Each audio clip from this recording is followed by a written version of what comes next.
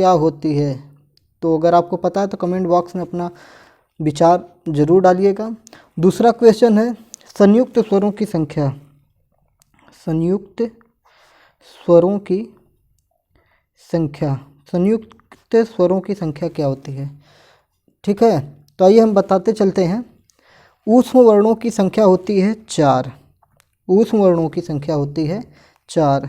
संयुक्त ऐसे ही क्वेश्चन आएंगे, सीधा क्वेश्चन आएगा कि ऊष्म वर्णों की संख्या कितनी होती है, तो 4 होती है। आपको 4 पे टिक कर देना है बस। यही ऐसे ही क्वेश्चन आते हैं यूपी टेट में, आप प्रैक्टिस सेट उठा के देख लीजिए। संयुक्त स्वरों की संख्या कितनी होती है? संयुक्त स्वरों की संख्या भी कितनी होती है? 4 होती है। चलिए अगला क्वेश्चन हम लेके चलते हैं। हल वर्णों की संख्या कितनी होती है?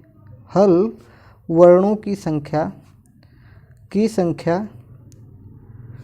होती है? हल वर्णों की संख्या कितनी होती है? 33 होती है। हल वर्णों की संख्या कितनी होती है? 33 होती है। हल किसे कहते हैं? किसे कहते हैं? अच किसे कहते हैं? अच किसे कहते हैं? ठीक है, तो इसका उत्तर हम बता रहे हैं आपको। हल जो होता है माहेश्वर सूत्र में, हल प्रत्याहार जो होता है, हल प्रत्याहार जो होता है ये आपका व्यंजन होता है। हल प्रत्याहार जो होता है ये आपका व्यंजन होता है। क्या होता है? व्यंजन होता है। हल प्रत्याहार आपका व्यंजन होता है। अच किसे कहते हैं? तो अच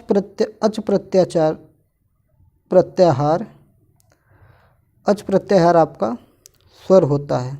ऐ उ, ठीक है, ऐ उ रि लिक एवं एव छय वरट लण यमंग अन अड़ नम झवे घड़दस जब घड़दस खप छटत चटतव कपै ससर हल। तो ये जो है आपके माहेश्वर सूत्र हैं।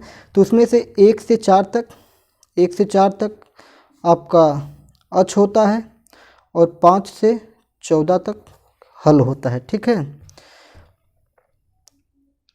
चलिए और क्वेश्चन उठाते हैं हम।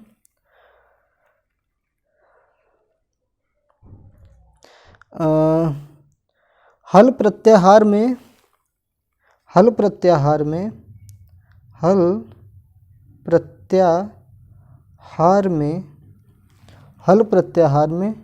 वर्णों की संख्या कितनी होती है? हल प्रत्याहार में वर्णों की संख्या क्या होती है? हल प्रत्याहार में वर्णों, देखिए कन्फ्यूजन क्वेश्चन है, मैं 2 क्वेश्चन यहीं पे बनाऊंगा अभी। हल प्रत्याहार में वर्णों की संख्या क्या होती है? क्या है? और दूसरा क्वेश्चन देखिए इसी से, हल वर्णों की संख्या, ये मैंने तीसरा क्वेश्चन देखिए करवाया हुआ है। आपको लगेगा कि रिपीट क्वेश्चन हम कर रहे हैं। देखिए तीसरा और छठवें में आप अंतर देखिए। हल वर्णों की संख्या 33 है। हल प्रत्याहार में वर्णों की संख्या कितनी है? तो ये है 34। ध्यान रखिएगा, ठीक है। हल वर्णों की संख्या 33 होती है। चलिए 7वां क्वेश्चन, हम एक क्वेश्चन यहाँ पे बढ़ा दे रहे हैं, वो रिपीट हो गया क्वेश्चन तो, ठीक है। फिर हम देखते हैं माहेश्वर सूत्र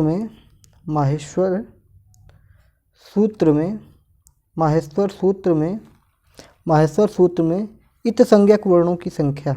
इत संज्ञक वर्णों की संख्या माहेश्वर सूत्र में इत संज्ञक वर्णों की संख्या क्या है? माहेश्वर सूत्र में इत संज्ञक वर्णों की संख्या क्या है? माहेश्वर सूत्र में बताइए माहेश्वर सूत्र में इत संज्ञक वर्णों की संख्या क्या है? तो 14 है साथियों। क्या है? 14 है। एक्यूरेट डाटा मैं दे रहा हूँ, ठीक है। अनुनासिक वर्णों की संख्या कितनी है? अनुनासिक वर्णों की संख्या कितनी है? बताइए, आपको पता है तो। अनुनासिक वर्णों की संख्या कितनी है? तो साथियों 4 है, ठीक है। स्वरों की संख्या कितनी है? स्वरों की संख्या कितनी है? क्या कितनी है? संस्कृत में व्यंजनों की संख्या कितनी है? व्यंजनों की संख्या कितनी व्यंजनों की संख्या कितनी है? किसमें? संस्कृत में। संस्कृत में। और